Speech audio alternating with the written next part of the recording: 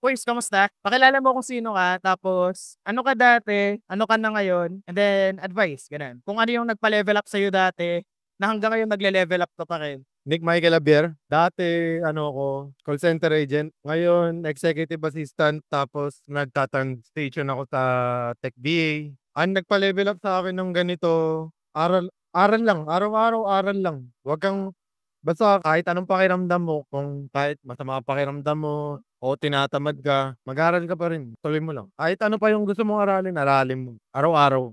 Ano yung nagtutulak sa'yo para hindi ka mapagod?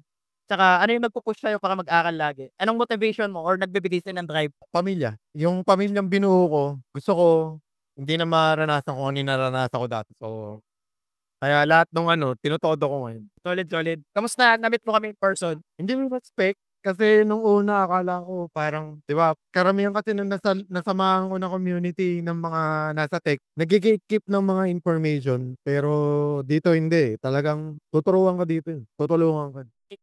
Congrats na agad.